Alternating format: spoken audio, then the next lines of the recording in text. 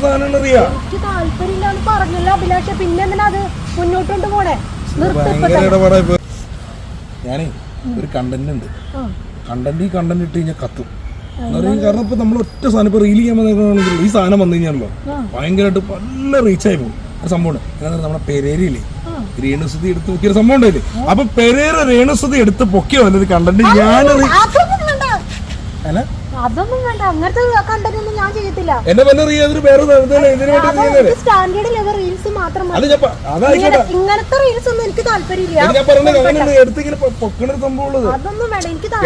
ഞാൻ പറഞ്ഞ ജസ്റ്റ് ഞാൻ പറഞ്ഞ മനസ്സിലാക്കിയ ഇതെന്നാന്നുള്ള മനസ്സിലാക്കിയത്. അത് ശരിയാവൂല, ശരിയാവില്ലെന്ന് പറഞ്ഞാൽ എനിക്ക് മനസ്സിലായില്ല. കാരണം രേണുസുതി എടുത്ത് പൊക്കിയല്ലോ, റിയേഷൻ ആയിക്കോട്ടെ. അപ്പൊ എടുത്തിങ്ങനെ പൊക്കണ സംഭവം അങ്ങനെ എന്തിനാണ്? അതൊന്നും ശരിയാവത്തില്ല. അതൊന്നും ഇത്ര സ്റ്റാൻഡേർഡ് ലെവൽ റീലൊന്നുമല്ല. അതല്ലട ഇങ്ങനെ കറക്കുന്ന സാധനം അറിയാം. എനിക്ക് താല്പര്യമില്ലാന്ന് പറഞ്ഞല്ലോ അഭിലാഷ, പിന്നെ എന്തിനാ അത് മുന്നോട്ട് പോണേ? ഭയങ്കര ഇടപാടായി പോലെ അറിയാതെ.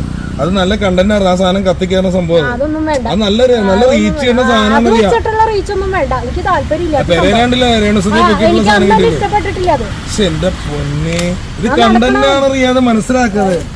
നമ്മളിപ്പോ ആക്ടിംഗ് ആണ് സാധനം, അല്ലാണ്ട് ഇത് വേറെ ഒന്നും അല്ല. എടുത്ത് പോകുന്ന ആക്ടിംഗ് ആണ്. ഇത് ആക്ടിംഗ് ആണ് അറിയാതെ മനസ്സിലാക്കുക. എനിക്ക് വേണ്ട, എനിക്ക് താല്പര്യമില്ല. ചെയ്യല്ലോ സാധനം ചെയ്യല്ലേ,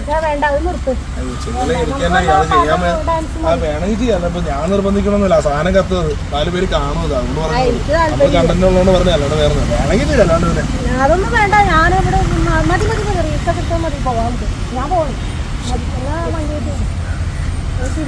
പരിപാടിയായി നല്ലൊരു കണ്ടന്റ് ആണ്, അതുകൊണ്ട് പറഞ്ഞ.